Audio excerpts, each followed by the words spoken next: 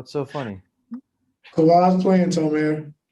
I appreciate that. Thank you very much. Okay, no problem. Will he start though? Still debating.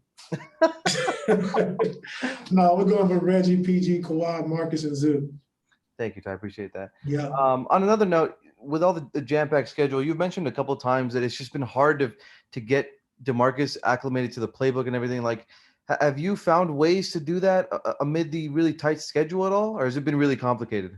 Well, he's been coming in, every day with the young guys, and Kenny and Chauncey and LD been doing a good job of just trying to get him through the plays. And it's tough to get acclimated when you're trying to learn both sides of the ball in such a short time. But we can run some generic stuff that a lot of the NBA teams are running. So we can get him on the floor. We try to when we can, but if not, then we're just gonna wait until he's comfortable and we're comfortable with him, and just kind of go from there. So there's no pressure, no rush, to just throw him into the fire right away. Gotcha. Thank you. Yeah. Next, we'll go to Cam. Hey, Coach. Speaking of kind of ingratiating or warming Cousins up into the routine, do you pull some plays that he's comfortable with running? Does that make it easier in that process?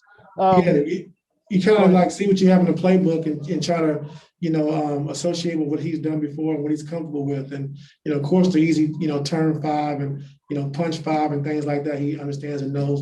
And then we try to put in some pistol stuff and delay stuff that he knows as well. So just those 4 things, and then just trying to add, like you said, the horn series, which he pretty much knows, and just trying to go from there. But sometimes you call on the fly and he gets and then he's thinking, trying to get to the spot. So you expect that when you come into a team for 10 days and you're trying to pick up as much as you can. Thanks, Coach. Yes, sir. Thanks. Next, we'll go to Law. Hey, Ty, I guess we can stay on the topic of 10-day contract, guys. It's hard bringing in a guy like Malik Fitz, someone who's unlike DeMarcus. He's not a veteran. In this part of the season, no real practice time, a road trip in between. What have you been able to see from him, and do you have any expectations for him beyond this current 10-day that he's on? Well, Malik, we saw it from training camp, and that's the reason why we brought him in. Just how he played, able to defend 1 through 4. He can make a shot, aggressive to the basket, has some athleticism, and he's a great kid, So just having him on the team and just giving him an opportunity has been great for him.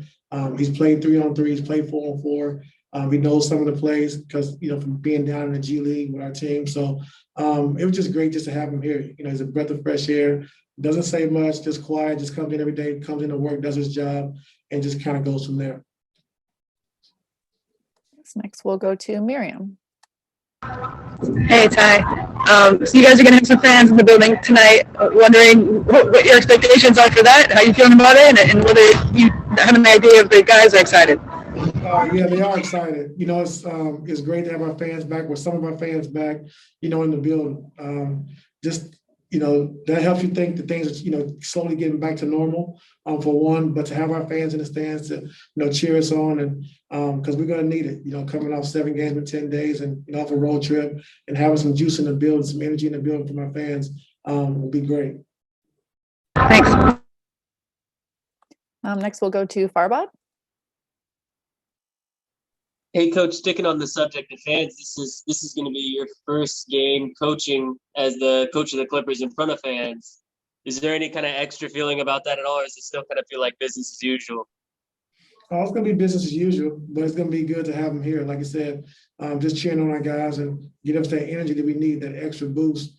And like I said, just for the world, just for the NBA, just to see fans back in the stands is like you're getting close, like you said, to getting, things to be, pretty normal. So we're excited about that. And we're excited, like I said, the fans are coming out.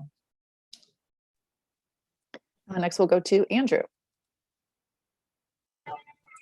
Hey, Ty, you have such a luxury of bringing 2 vets off the bench with Batum and Rondo. Usually they play a lot together too. What has that done for you to be able to bring not just 1 vet with a lot of experience, but really 2, and kind of the way they've affected that second unit?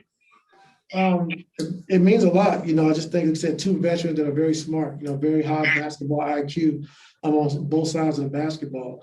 And when you get that, I think their plus minus together on the floor is something ridiculous, but they play well together. They're very smart. They're always talking. They're always having dialogue of, what's, Ronald's telling what to look for, what to do. And so those two together, like you said, come off the bench has been great for us. And I forgot to tell you, like Nick Batum's going to be out tonight though for the game. So we're going to give him a rest day. He deserves it. Coming here, he didn't think he was going to play that many minutes as he's played, but he's been phenomenal. And tonight we gave him a rest day. Thank you. Next to Justin Russo. Hey, Coach, how you doing today? Good. How are you? Doing well, sir. Thank you. Marcus has seen a sizable jump this season with his post touches compared to last year. So letting him operate in the mid post, how much do you think that's allowed him to feel more comfortable this year compared to last year, since he did say he was kind of unsure of his role back then? I think it's been good for him. Everybody wants to touch the ball, whether you're a scorer or not. Just feeling part of it. And, I think, we need to post him a little bit more, at times, just to keep the ball in his hand, let him touch it. And if you see any signs of the NBA when guys are scoring the basketball, they're better defensively, they're better rebounding the basketball. But he showed improvement. He can score right there. So we want to give him touches in the post. We can't forget about him because he is one of our elite scorers. And, continue to work and continue to build the packages around him so we can get him the basketball. So we have one more question. Go ahead, Mason. Hey, Coach. Zoo got into foul trouble early in the game against trying to guard Joel Embiid, and Joel's the type of guy you're happy if he's taking a three. And now tonight he's got to deal with Karl Towns, who's a 40% 3-point shooter. So I'm just wondering what your conversations and defensive assignments and discussions are with him as he kind of deals with a different style of center every single night, it seems. Well, tonight, we're going to have to do more veering. I think with Towns pops, our guards going to veer back and peel back and, take Towns while Zoo challenges at the basket. If Towns make a couple threes, then we can adjust.